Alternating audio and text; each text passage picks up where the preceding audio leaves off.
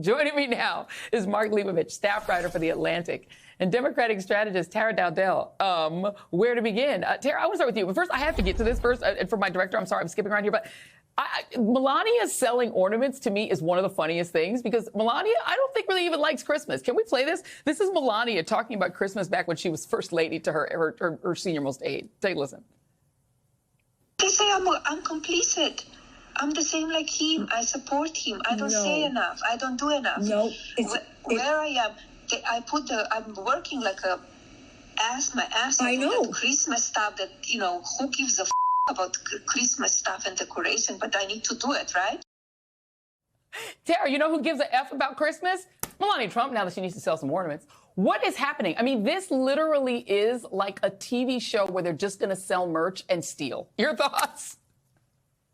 Well, that's exactly right. If it weren't for double standards, that's literally the only standard that the Trump family has is double standards. If it weren't for double standards, there'd be no standards, right? That's the only standard. So I think that, look, for them, they see this as opportunity. They see it as opportunity, not just for the immediate Trump family, but everybody in Trump's orbit, because I guarantee you, and I think this will be borne out later, we will find out that he's gotten a piece of everything that all these other billionaires that he's frankly hooking up have gotten. Yeah. And I wouldn't be surprised if it's not just him. I mean, Mark, you've got now Republicans talking about getting rid of the free tax filing. What is that? They have like money in H&R Block? Like, what is happening? But I mean, I do remember Republicans like not that long ago screaming about Hunter Biden and saying Hunter Biden is part of the Biden crime family because he sat on boards.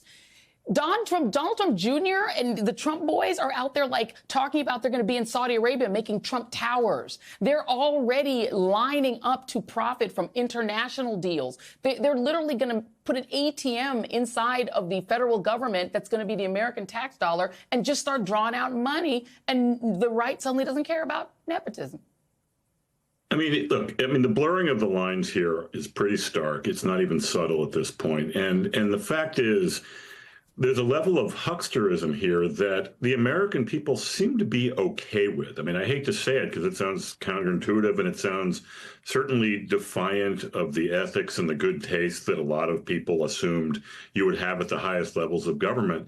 But this was all, basically previewed in the first administration. This was all out there. I mean, I think this is the aesthetic of Donald Trump. And it's kind of, it's a form of populism in some ways because the average American person doesn't really look down on the QVC-ism of America and the hucksterism of America as a disqualifying thing. And I guess it's kind of depressing in a way, but that's kind of how they see, influence at this point. And they think the presidency should be an extension of it.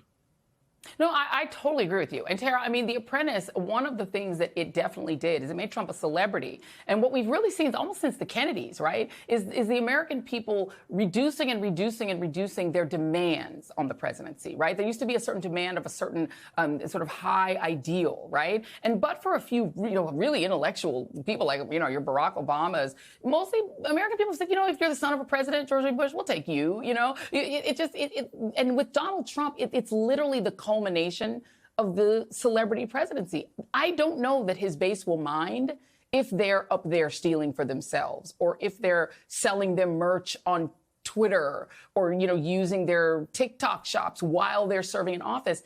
And I'm not sure how much the American people will resist this because I think to Mark's point, this is now the culture. The presidency has sort of started to live down to kind of the consumerization of everything. I would argue, though, that the American people seem to mind a little bit more when it's a Democrat and don't seem to mind as much when it's a Republican. Sure. And I think it's ultimately about the ultimate check on both parties is the base of that party. And so Democratic voters do care. Republican voters do not care. In fact, they're the ones consuming all of the merch that Donald Trump is hawking. And I think there's another important point to make for the people who do care and for the people who do care to share with other people. At the end of the day, the dirty little secret is that government is ultimately about the distribution of resources. That is what it comes down to, it boils down to.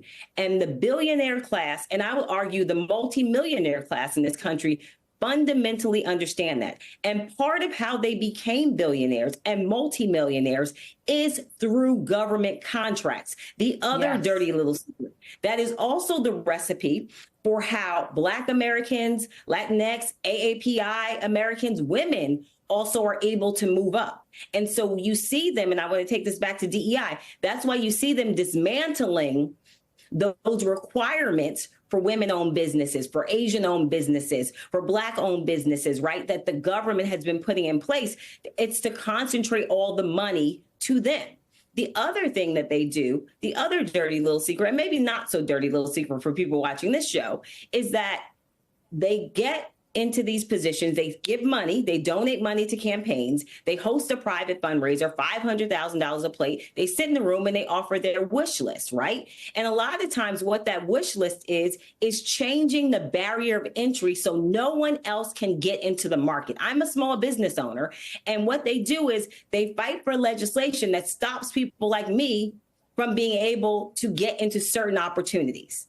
And so I think that's so dangerous about what's happening right now. The average CEO pay in this country in 2023, pay ratio to the employee, was 268 to 1.